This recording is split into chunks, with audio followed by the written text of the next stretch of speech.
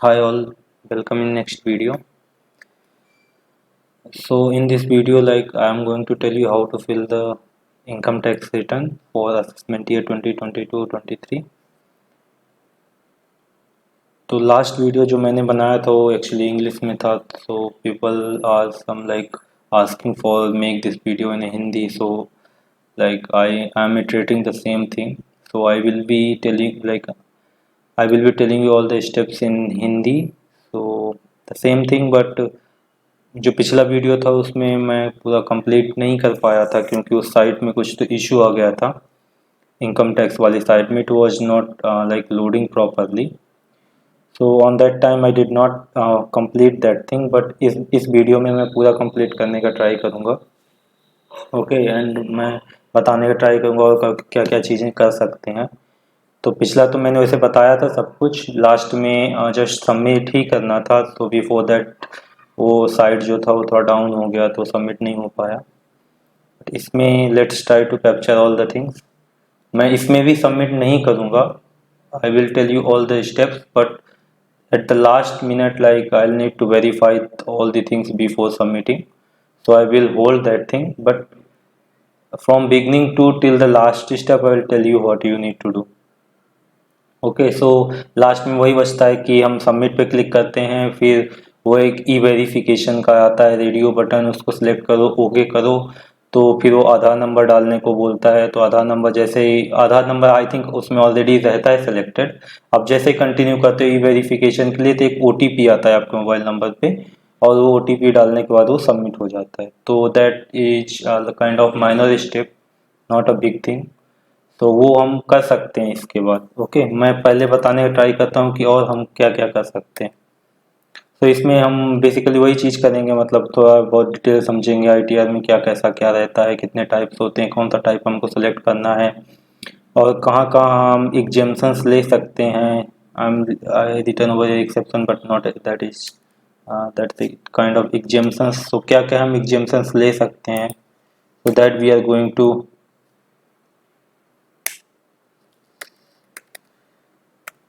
okay, so that I'll explain you कि what kind of exemptions we can take, और मैं try करूँगा explain करने के पोर्टल में क्या कैसा कहाँ क्या कैसे हमको लॉगिन करना है, कैसे हमको इनकम टैक्स कैलकुलेट करना है, कहाँ इनकम टैक्स कैलकुलेटर होता है, क्या उसका यूआरएल है। सो वो सारी चीज़ें हम देखेंगे आगे। So means what are the types we can exempt, so that I also filled here. Okay, so I mention here two URLs one. एक जो यूआरएल पहला वाला वो अपना कैलकुलेटर का है, इनकम टैक्स कैलकुलेटर, वो भी इनकम टैक्स इंडिया का ही गवर्नमेंट पोर्टल का ही यूआरएल है ना। बट उसमें हमारी कितनी क्या सैलरी बनती है, कितना उस हिसाब से हमारा इनकम टैक्स बनना चाहिए, वो पूरा कैलकुलेट होता है। और जो दूसरा यूआरएल है वो अपना मेन यूआरएल है। ये मेन यूआरएल है जिस पे हम ये ये मेन यूआरएल जिस पे हम मतलब देखेंगे कि हमको कैसे इनकम टैक्स फिल करना है। तो मैं दोनों यूआरएल खोल के आपको दिखा देता हूँ।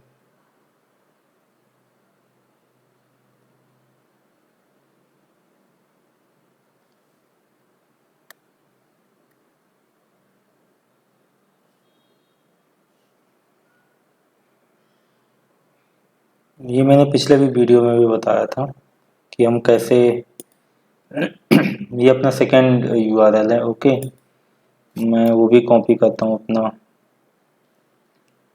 ये आ गया इधर I think already, tax calculator right. अपना ये वाला यूआरएल इसको बंद कर देते हैं। तो ये कैलकुलेटर वाला यूआरएल है और ये अपना है मेन इनकम टैक्स का, जहाँ से हम इनकम टैक्स फिल करेंगे। ठीक है, तो ये कैलकुलेटर में कौन सा ईयर है आप सेलेक्ट करते हो, तो 23 24। टैक्स पेयर कौन से हो आप, इंडिविजुअल रहते हैं मोस्टली, है ना। और फिर रेसिडेंशियल स्टेटस क्या, रेसिडेंट हो आप, इंडियन रेसिडेंट, है ना। तो ये सब डाल के और फिर अपन इधर कुछ तो income from salary after standard deduction 50,000, तो यहाँ मान लो हम अपना डालते हैं मेरी 7 लाख की सैलरी है। ओके फिर अपन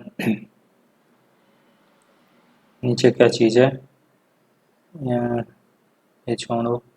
प्रॉफिट गेन्स ऑन बिजनेस, ये सब अपने काम का नहीं, एग्रीकल्चर इनकम अपनी कुछ है नहीं, है ना। तो ये सारी चीज़ें डालते हैं। और मान लो अगर अपने कुछ क्लेम करना है ना, ड्यू डेट अपन को सिलेक्ट करना पड़ेगा, तो मान लो 31 जुलाई डाल देते हैं ड्यू डेट। एक्चुअल भी हम थोड़ा पहले का डाल देते हैं, 22 डाल। ये इसलिए डलवा रहा ताकि मतलब वो कैलकुलेट कर पाए। अगर 31 जुलाई आप एक्सटेंड कर जाते हो तो फिर कुछ जो फाइन वगैरह उनका जो भी एस्टिमेटेड होगा 1 मंथ के अंदर में, 2 मंथ्स के अंदर में, वो सब लगा के वो सब बताएगा, ठीक है। तो इसमें मतलब टैक्स ऐसा होता है ना कि मतलब जैसे हमारी 10 लाख का इनकम है तो 10 लाख में 0 to 2.5 लाख तक नो टैक्स रहता है। फिर 2.5 के बाद जो टैक्स स्लैब आता है, फिर 5 के बाद जो टैक्स स्लैब आता है, तो वो प्रॉपरली कैलकुलेट करके और फिर बताता है ना। तो इसलिए इसलिए ये प्रॉपर सारी इन्फॉर्मेशन लेता है और फिर उस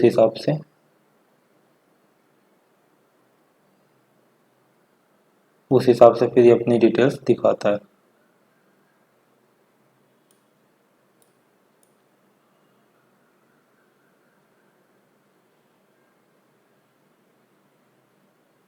है ना। तो ये आप इसमें ट्राई कर लीजिएगा। और भी आपकी कोई डिटेल्स वगैरह हैं, जैसे कैपिटल गेंस वगैरह तो नहीं रहेगा, तो अपनी इनकम हो गई, रेसिडेंट हो गया, इसमें ये नो ही रहता है। Whether opting taxation and no, no no no no no.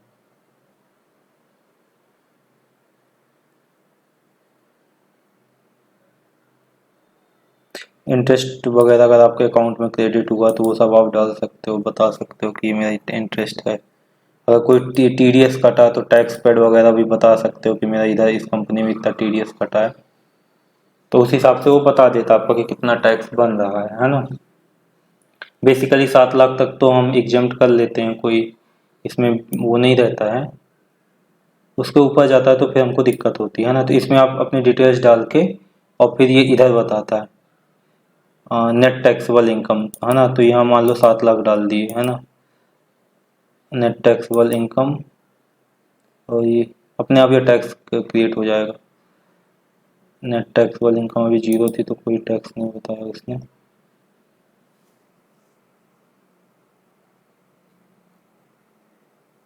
एक तो ये साइट इनका बहुत स्लो चलता है, नया जो साइट बना है ना, बहुत स्लो चलता है। इसमें कुछ भी खुलेगा कुछ भी बंद होएगा, वैसा करके, है ना। तो यहाँ जो इनकम टैक्स बनने वाला होता है ना, ये अपने आप ये टोटल टैक्स लाइबिलिटी यहाँ पास दिखा देता है। तो इनकम टैक्स जो टोटल बनेगा वो बताएगा। ये शायद मंथली वाला है, नेट टैक्सेबल इनकम, ये 7 लाख, ये रहेगा, सॉरी उसकी वजह से वो 0 आ रहा है, इसको डालने की जरूरत नहीं। ये नेट टैक्सेबल इनकम हमको डालनी पड़ेगी। जैसे हमारी सैलरी 7 लाख रुपए है ना, तो net taxable income from salary इतना हो गया, नेट टैक्सेबल इनकम भी इतनी हो गई। मतलब अपनी कम हो सकती है, हमने कुछ HRA में दिखा दिया, हमने कुछ LTA में दिखा दिया, कुछ हमने अदर चीज़ों में दिखा दिया, PF में दिखा दिया, VPF में दिखा दिया। तो 7 लाख अगर हमारी टोटल सैलरी है तो इनकम टैक्सेबल इनकम हमारी 5 लाख समथिंग ही बनेगी, है ना। क्योंकि वो सब बाकी यहाँ वहाँ से डिडक्ट हो कर लेते हैं एम्प्लॉयर्स, और वो केवल 5 लाख ही दिखाते हैं। तो वैसा करके मतलब ये 7 लाख टोटल इनकम मैंने डाली और टैक्सेबल इनकम 5 लाख डाला, तो फिर 5 लाख के बेसिस में कैलकुलेट करता है पूरा। तो वैसा उसका पूरा दिखाता है फिर वो।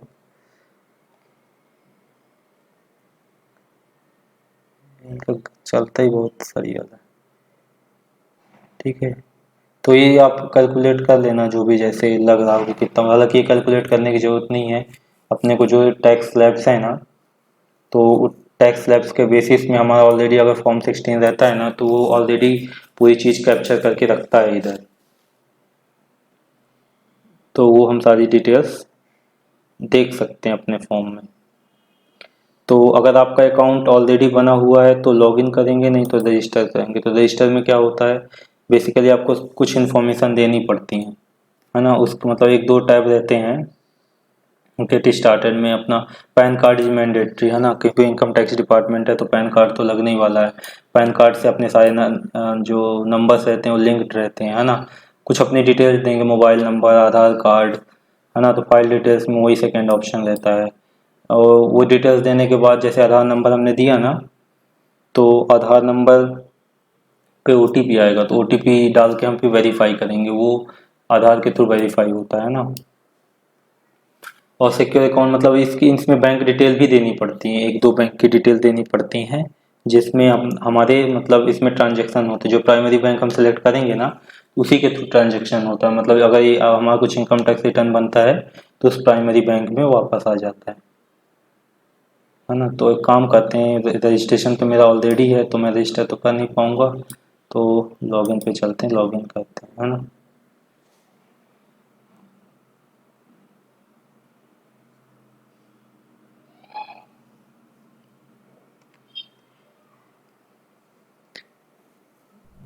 और ये लॉगिन है, तो यहाँ अपना जो भी डिटेल्स वगैरह बना होगा ना, वो डिटेल्स डाल के और लॉगिन करेंगे। तो डिटेल्स में सबसे पहले क्या लगता है, पैन कार्ड, है ना। तो इसमें इधर पैन कार्ड डालते हैं।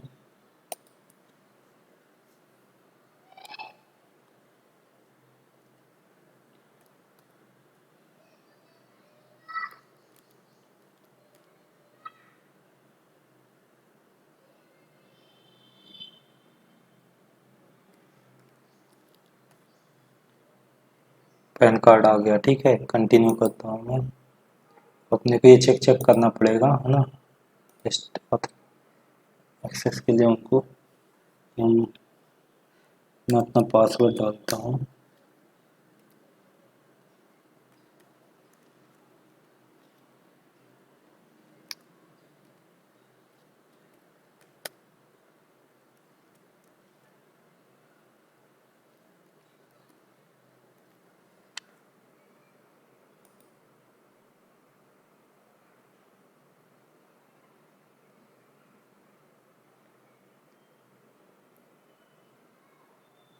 ठीक है, तो यहाँ सब डिटेल्स वगैरह खुल जाती हैं ऐसे।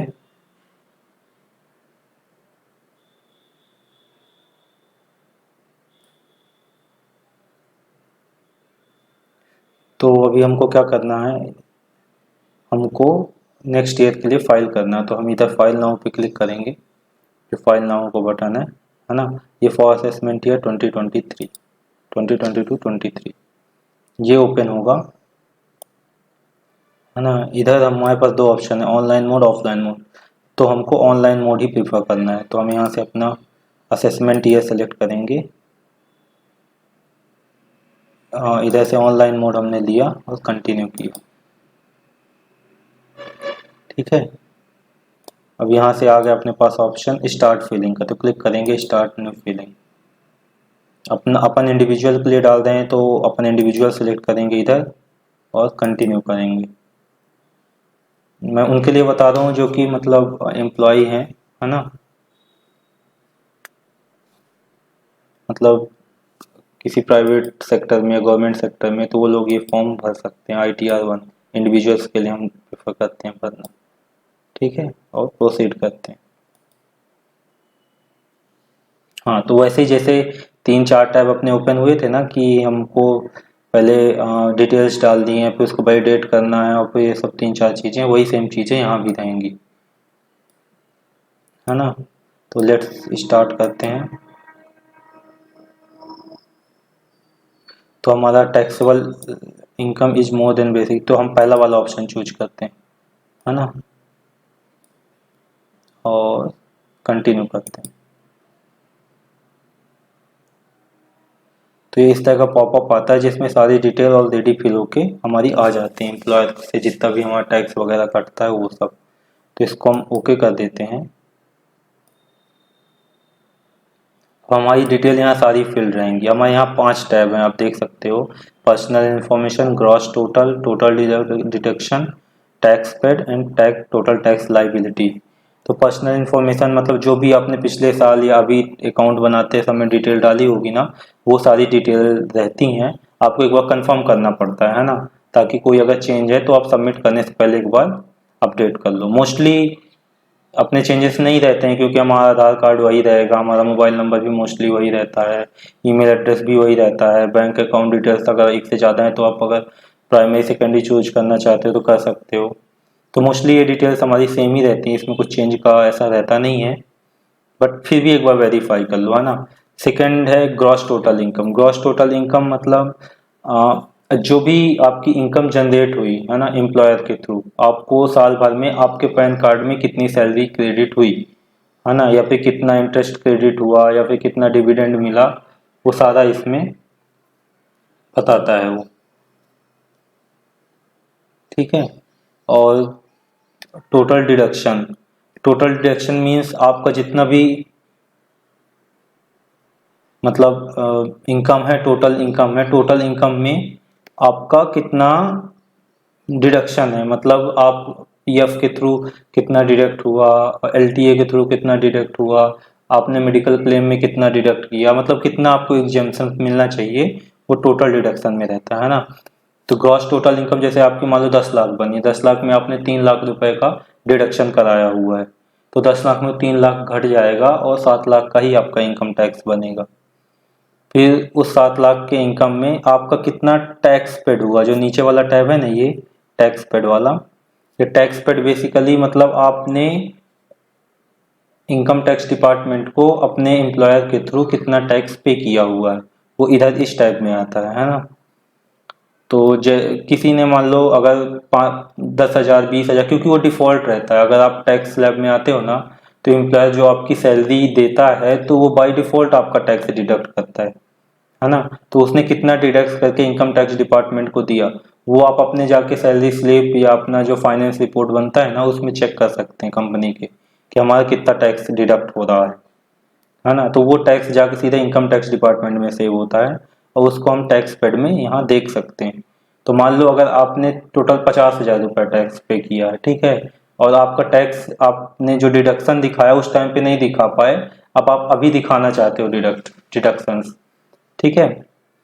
तो अगर जो आपने अभी डिडक्शन दिखाया वो 50,000 का जो टैक्स पे हुआ वो आप पे नहीं बन रहा टैक्स, तो आपको वापस आ जाता है ना। और ये तो टैक्स पेड में मतलब आपने जितना भी टैक्स पे किया है एम्प्लॉयर के थ्रू इनकम टैक्स डिपार्टमेंट को, हर मंथ की सैलरी में, या फिर आपको बोनस मिला तो उससे, या फिर कहीं से भी, मतलब तो वो टोटल यहाँ दिखता है अपने को। Total tax liability. Liability means जब आपका ये सारी डिटेल आप भर दोगे ना तो लाइबिलिटी अपने आप जनरेट होगी कि कितनी बन रही है। तो यहाँ जो ऑलरेडी फिल डिटेल्स रहती है अगर उसके बेसिस में आप चेक करना चाहते हो तो जो भी लाइबिलिटी उनकी बन, जैसे जैसे अभी इसमें डिडक्शन मान लो नहीं दिखाया है और आपकी लाइबिलिटी बन रही है बिना दिखाए मान लो 30,000 रुपये की। लाइबिलिटी मीन्स आपका उधार है इनकम टैक्स का जो आपको पे करना पड़ेगा, है ना। 30,000 की बन रही तो आप यहाँ आपने एडिट किया फॉर्म और आपने अपना डिडक्शन जो एक्चुअल है वो डाल दिया और फिर सबमिट किया तो पता चला आपकी लाइबिलिटी 0 हो गई और इनकम टैक्स ने आपका 30,000 रुपये काटा हुआ है पहले से ही। कंपनी ने मतलब इनकम टैक्स को पे कर दिया कि इसका 30,000 रुपये का टैक्स बन रहा है और लाइबिलिटी अभी डिडक्शन डालने के बाद मान लो 0 हो गई। तो वो जो 30,000 कंपनी ने पे किया होगा ना इनकम टैक्स डिपार्टमेंट को, तो जब ये फॉर्म आप सबमिट करोगे रिटर्न तो वो 30,000 रुपये आपको वापस आ जाएगा विथ इंटरेस्ट, है ना। अगर कंपनी ने मान लो मार्च या अप्रैल या फिर मई जून किसी भी महीने में पे किया होगा, फिर 8 महीने वो कंपनी उनके इनकम टैक्स डिपार्टमेंट के पास रहा तो आपको 8 महीने का इंटरेस्ट भी देंगे उस पर और वो टोटल आपको रिटर्न कर देंगे, है ना।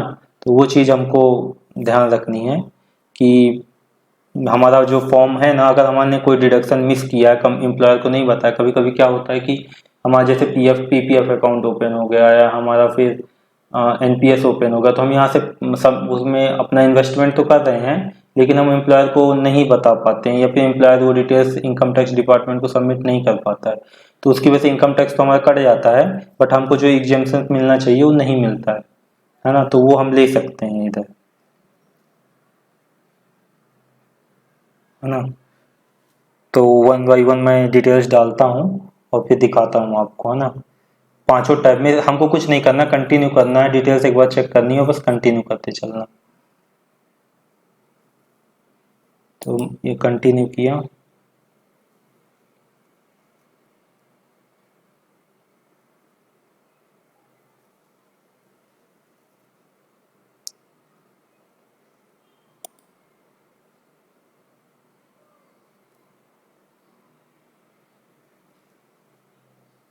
अगर आपको सारी डिटेल्स सही लग रही हैं तो आप यहाँ कंफर्म बटन पे क्लिक करेंगे तो वो कंफर्म हो जाएगा। मान लो कुछ अगर मिस है,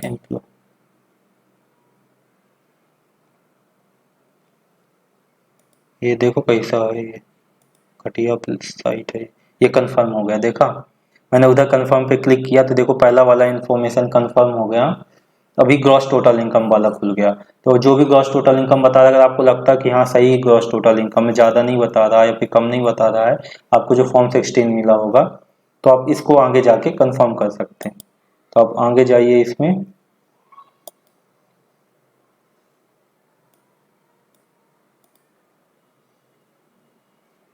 तो यहाँ हमारे पास मल्टीपल चीज़ें हैं, है ना। Are you eligible for claim exemptions expenditure incurred cost of travel to, मतलब एल टी ए, है ना, L T A kind of. तो हमारे पास कोई एल टी ए नहीं तो नो कर देंगे। Are you eligible to claim in respect of special compensatory allowance, education का है हमारे पास अगर कुछ तो हम वो भी डाल सकते हैं, तो लेकिन हमारे पास नहीं है तो हम इसको,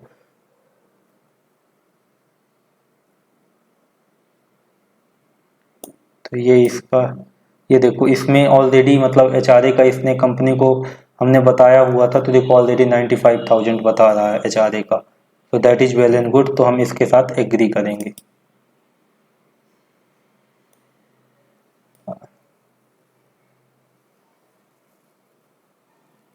और हमारे पास कुछ भी अगर नहीं है तो नो नो करते चलेंगे, है ना।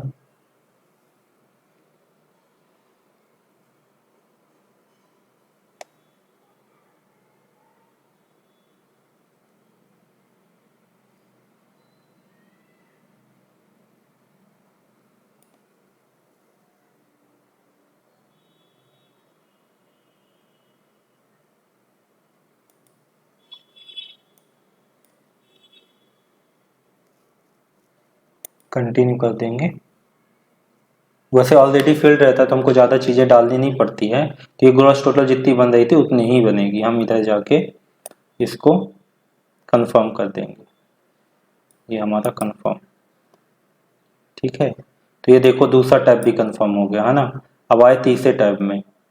यहाँ हम अपना टोटल डिडक्शन दिखाते हैं कि हमारा कितना क्या डिडक्शन हुआ है, कितना हमने पीपीएफ में इन्वेस्ट किया है, कितना हमने एनपीएस में किया है, कितना हमने लॉन्ग टर्म एफडी में किया हुआ है, कितना हमने मेडिकल एक्सपेंसेस में खर्च किया है, कितना हमने इंश्योरेंस लिया हुआ है, कितना हमने इलेक्ट्रिक व्हीकल वगैरह के लोन लिए, वो मैंने आपको दिखाया हुआ पीपीटी में।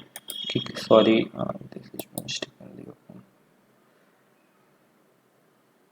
वो हमने ऑलरेडी आपको दिखाया हुआ है इस पीपीटी में, देख लीजिए। मतलब हमारा एफडी का है, अगर पीपीएफ है, एनपीएस है, बीपीएफ है, मेडिकल एक्सपेंस है, होम लोन है, child education donation, electric vehicles, तो ये सब पूरे डिडक्शंस में हम दिखा सकते हैं। अगर हमने पीपीएफ में 1.5 लाख इन्वेस्ट किया है तो हम दिखा सकते हैं कि हमारा 1.5 लाख का इन्वेस्टमेंट है पीपीएफ में। एनपीएस में हमने अगर 50-60 हज़ार 1 लाख इन्वेस्ट किया तो वो भी दिखा, टोटल हम मतलब 2 लाख तक का दिखा सकते हैं 80सी में, है ना। और 50,000 का हमको स्टैंडर्ड डिडक्शन मिल जाता है, मतलब हम 2.5 लाख तक का अपने को कैप्चर कर सकते हैं, सेव कर सकते हैं। अगर हमने डोनेशन वगैरह दिया है तो वो फिर अलग हो जाता है, इलेक्ट्रिक व्हीकल्स का है तो उसका फिर अलग हो जाता है ना। तो डिडक्शन में इसके चलते हैं। Are you eligible for claim any deduction for donation paid, no, हमने कोई डोनेशन नहीं किया। साइंटिफिक रिसर्च के लिए या डेवलपमेंट के लिए हमने कुछ किया है गांव वगैरह के, तो वो हम डाल सकते हैं, तो हमने कुछ नहीं किया। एटीजीजी भी हमारा नहीं है।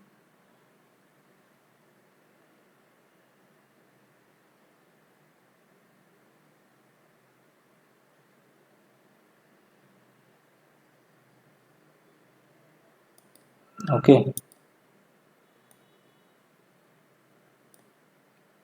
यस, है ना। और ये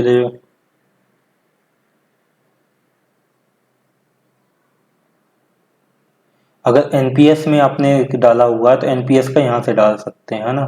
तो मेरा एनपीएस भी नहीं है तो मैं अभी बंद कर देता हूँ। अगर आपका मेडिकल इंश्योरेंस प्रीमियम है ना तो वो हम यहाँ डाल सकते हैं, है ना। तो अभी नहीं है तो मैं इसको भी नो कर देता हूँ।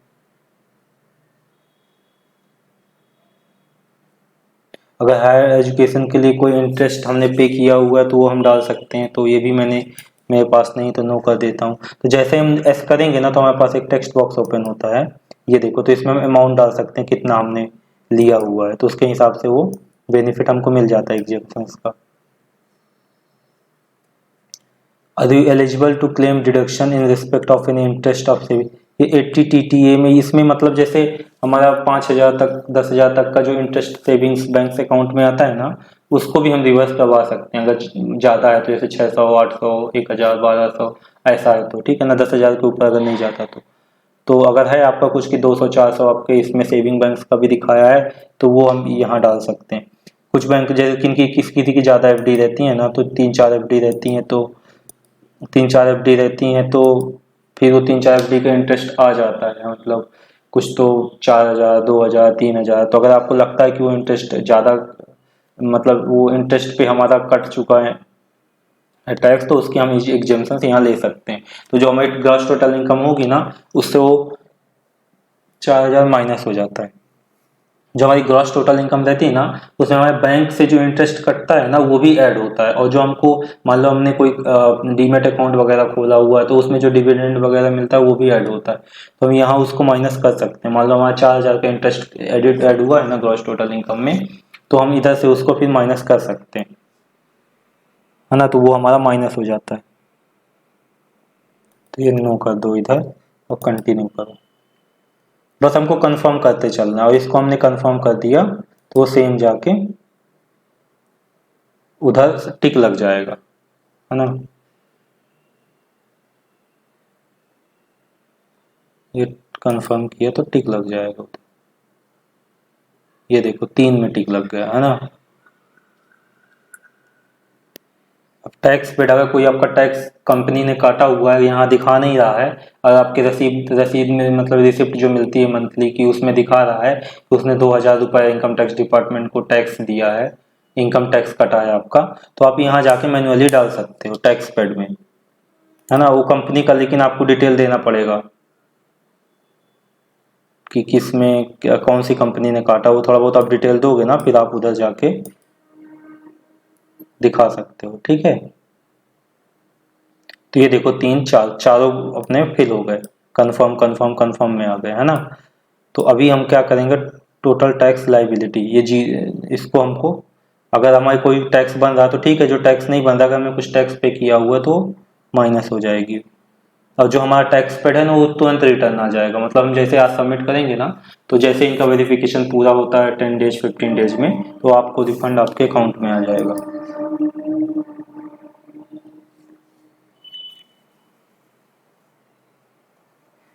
ठीक है, ये भी मैं कंफर्म कर देता हूँ। तो अभी आप देखोगे ना पांचों कंफर्म हो गए। एक बार अगर चाहिए तो, अगर लगता है कि नहीं हमारा टैक्स कटा है लेकिन दिखा नहीं रहा है, तो फिर आप वहाँ ऑप्शन रहता है कि आप ऐड कर सकते हो, है ना। तो ऐड करके फिर आप दिखा सकते हो, अगर आपके पास रसीद है, क्योंकि यहाँ फॉल्ट आप डालोगे तो तुरंत वो रिजेक्ट हो जाएगा ना, फिर नोटिस आ जाएगा। तो अपने को फॉल्ट कुछ भी नहीं डालना है, अगर जो हमारे पास रेगुलर है, हो सकता है कि इसके इनके सिस्टम ने वो चीज़ फेच नहीं की हो, है ना, आपकी कंपनी रजिस्टर्ड नहीं हो, या फिर टाइमली उन्होंने डिटेल्स नहीं दिया, उसकी वजह से कभी कभी क्या होता है कि जैसे हम मार्च में ज्वाइन किए ना कंपनी, और कंपनी हमारी वेरिफिकेशन होने के बाद डिटेल सबमिट करती, मार्च के बाद अप्रैल में जून जून जुलाई में, है ना। तो वो जो पिछले 3 महीने का टैक्स पेड होता है, तो वो नोटिफाई तो करते हैं, बट वो उनका सिस्टम ट्रैक नहीं कर पाता, तो वो यहाँ नहीं आता है। तो इनकेस अगर लगता है कि हमारा जो डिडक्शन है कम दिखा रहा है, तो फिर आप यहाँ से उसको अपडेट कर सकते हो। बस ये सारी डिटेल अब भर गई, अब हमको प्रोसीड करके सबमिट कर देना। देखो यहाँ बता रहा है you are eligible for refund of this, तो जो भी टैक्स पेड होगा ना उसका एलिजिबिलिटी दिखाएगा इधर, है ना। अब रिव्यू रिटर्न करके और अपन यहाँ जो भी डिटेल है भर के और इसको सबमिट कर देंगे। यहाँ आई एक्सेप्ट में जैसे ही क्लिक करेंगे ना, तो ये प्रोसीड टू प्रीव्यू आ जाएगा, प्रोसीड टू प्रीव्यू में जाएंगे। अगर आपको डाउनलोड करना है तो डाउनलोड कर सकते हो, अगर नहीं करना है तो सीधे इधर जाओ नीचे, प्रोसीड फॉर वैलिडेशन, है ना। तो प्रोसीड फॉर वैलिडेशन करेंगे तो ये वो आधार नंबर वाले चीज़ में आ जाएगा।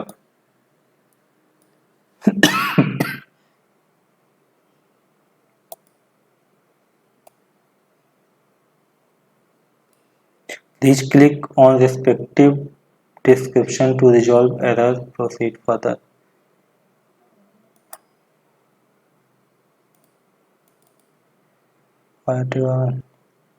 कहीं तो अभी बोल रहा है कि कुछ तो इसके वेरिफिकेशन में कुछ कमी रह गई। कभी कभी हम जल्दी जल्दी सबमिट करने के चक्कर में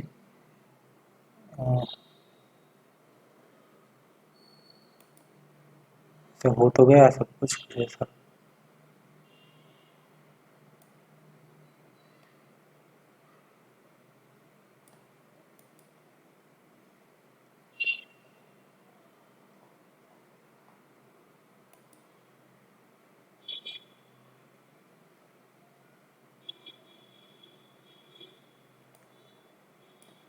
please enter amount against nature of exempt all exemption allowance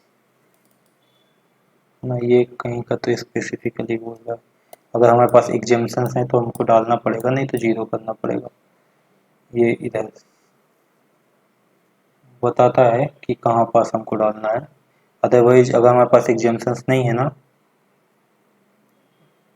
तो हम उसको डिलीट कर देंगे, है ना।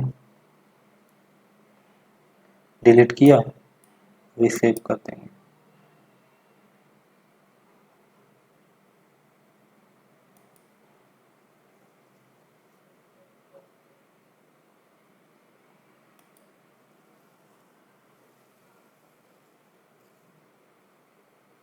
देखो अभी सारे अपने टैब कन्फर्म है। अब प्रोसीड करेंगे सेम ही वे में, मतलब अपन देखते हुए प्रीव्यू करते हुए। कुछ एरर होगा तो फिर से बताएगा, बट ऐसा एरर रहता नहीं मोस्टली। एरर तब आता मतलब जब हमारा कोई टैब हमने सेलेक्ट किया हो ब्लैंक है, मतलब उसमें कोई अमाउंट नहीं पड़ा, तो फिर उसका एरर बताने लगता है। तो एरर कुछ भी नहीं है, ऐसे फालतू है। प्रोसीड टू वैलिडेशन, इसको करके ये वैलिडेशन सक्सेसफुल, है ना। प्रोसीड टू वेरिफिकेशन करेंगे ना तो वो उसमें चला जाएगा आधार कार्ड में। उसके लिए आधार कार्ड से इनपुट लेके और फिर वो लेके ओटीपी क्लोज कर देगा, है ना। तो इतना ही रहता है इसमें और ज़्यादा नहीं है।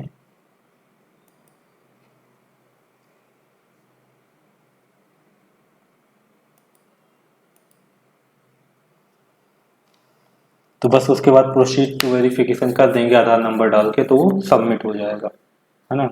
और सबमिट होने के बाद वो कैसा दिखता है वो भी मैं आपको दिखा देता हूँ, है ना। मेरे पास है एक, तो मैं वो भी दिखा देता हूँ आपको।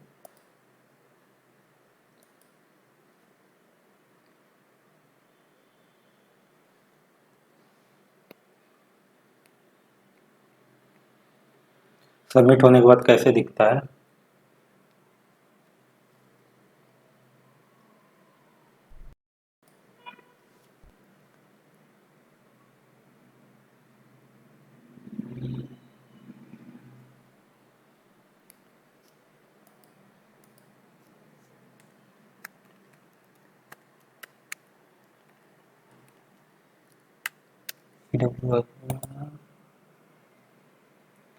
एक मैंने सबमिट किया था, उसकी दिखाता हूँ कैसे दिखता है।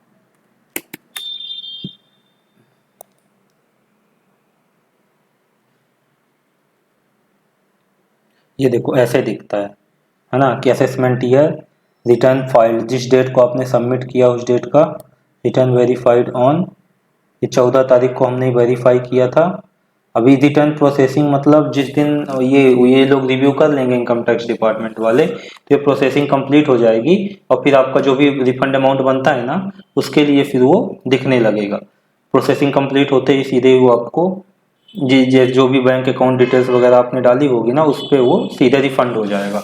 मैसेज आ जाएगा कि we have successfully processed your refund, please verify करके ऐसा करके अकाउंट में, है ना। तो जिस दिन आएगा तो मतलब उनको 10-15 दिन लगता है, 10-15 दिन में वेरीफाई करके निकाल देते हैं, बता देते हैं, है ना, कि कितना पैसा बन रहा है। इधर ग्राफ वगैरह में भी हम देख सकते हैं कितना क्या कैसा कटा है हर साल का। जैसे इधर आप देखोगे ना, तो इधर देखोगे तो जैसे इसमें जो इनकम दिखा रहा है उसमें कितना टोटल टीडीएस मतलब कंपनी ने इतना काटा हुआ है, टैक्स डिडक्शन एट सोर्स होता है। और यहाँ पे हमारी रिसिप्ट भी दिखने लगेगी, है ना, कि कितना कैसा हो रहा है वो हमारा रिसिप्ट भी दिखने लगेगा इधर, है ना। तो वैसा हम देख सकते हैं।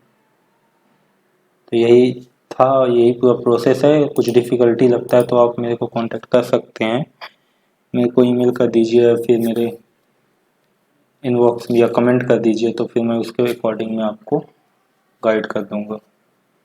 हालांकि ज़्यादा डिफ़िकल्ट नहीं है, अगर मल्टीपल फॉर्म 16 रहते हैं तो भी हम भर सकते हैं। मैंने इससे पहले मैनुअल वाला भी डाला हुआ था, तो वो भी थोड़ा डिफ़िकल्ट रहता है बट हो जाता है, कुछ ऐसा चैलेंजिंग नहीं रहता है। पीपल क्या करते हैं कि वो सीधे सीए के पास चले जाते हैं, वो कुछ ऐसा समझने का ट्राई नहीं करते। अदरवाइज इतना डिफ़िकल्ट नहीं, बहुत इन्होंने ईजी गोइंग प्रोसेस किया हुआ है, और एप्लीकेशन भी इनका ठीक ठाक ही है, मतलब समझ में आ जाता है हमको कहाँ क्या कौन सी चीज़ डालनी है ना। तो आप भरो, कुछ लगता है तो आप मेरे को कांटेक्ट कर सकते हो। मेरे जीमेल आईडी है, मेरा टेलीग्राम का लिंक है, और मेरा कमेंट बॉक्स में भी आप डालोगे तो भी मैं आपकी पूरी हेल्प करूँगा। मैं रेगुलरली चेक करता रहता हूँ कमेंट्स वगैरह जो भी आते हैं, तो डाल दो आप। फिर मैं, आप कमेंट में आते हो तो व्हाट्सएप का नंबर दे दूँगा, तो उससे कॉन्टेक्ट करके भी हम एक दूसरे को हेल्प कर सकते हैं, है ना। चलिए, thank you so much, see you on the next video. Thank you, have a great day.